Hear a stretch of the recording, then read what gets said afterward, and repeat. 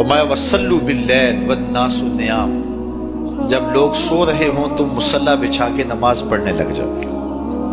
تمہارا رب کے ساتھ تعلق اس قدر مضبوط ہونا چاہیے کہ ایسے وقت میں کہ جب لوگ سو رہے ہوں تو تم سجدہ ریز ہو جاؤ، تاکہ ریاکاری کا امکان بھی مسترد ہو جائے۔ تو یہ چار کام جب تم کرو گے، رسول کریم نے ارشاد فرمایا تدخل الجنہ بسلام، جنت میں سلامتی سے داخل ہو جاؤ۔ راستے کے جو مراحل ہیں، جنت کے اندر پہنچنے کے جو مراحل ہیں، وہ بھی سلامتی سے طے ہو جائیں گے۔ قبر بھی، حشر بھی، میزان بھی، پلزرات بھی، سارے مراحل آسانی سے طے ہوتے چلے جائیں گے اگر تم یہ چار کام کر لو۔ ان تین کاموں کا تعلق ہماری معاشرتی زندگی سے ہے، اور رات کی تنہائیوں میں مصلی بچھا کے نماز پڑھنا، اس کا تعلق جو ہے وہ ہماری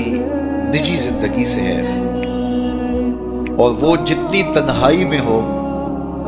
اس قدر ہی اللہ کی رحمتیں زیادہ اترتی ہیں۔ دکھلاوے کی نمازیں اللہ قبول نہیں کرتا۔ قرآن مجید میں سورہ ماعون کے اندر ارشاد فرمایا سو خرابی ہے ان نمازیوں کے لیے جو اپنی نمازوں سے غافل ہیں اور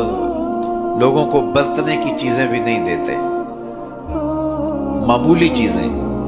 جو ایک دوسرے کو ہم عاریتاً دے دیتے ہیں وہ بھی نہیں دیتے اور نماز پڑھتے ہیں۔ تو یہاں نماز کا ذکر موجود ہے، لیکن پہلے ہماری معاشرتی اصلاح ہونی چاہیے۔ ان تین چیزوں کا خاص طور پہ ذکر کیا گیا کہ تم سلام کو پھیلاؤ، تم صلہ رحمی کرو، اور تم لوگوں کو کھانا کھلاؤ، بھوکوں کی اور پیاسوں کی مدد کرو، تو تمہارا رب تمہارے اوپر راضی ہوگا، اور پھر رات کی تنہائی میں تم اللہ کے حضور مصلی بچھا کے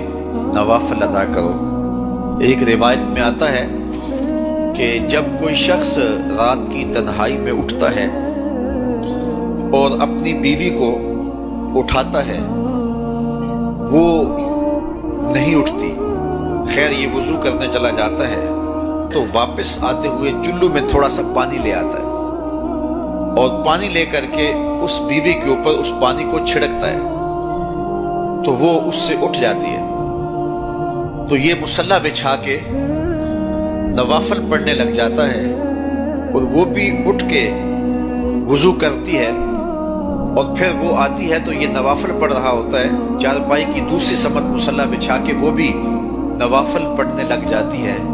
حدیث میں آتا ہے جب وہ دونوں نوافل پڑھنے لگ جاتے ہیں رب مسکراتا ہے، اپنی شان کے مطابق رب مسکراتا ہے کہ میرے بندے کس طرح مخلوق سے چھپ کے میرے حضور سجدہ ریز ہیں۔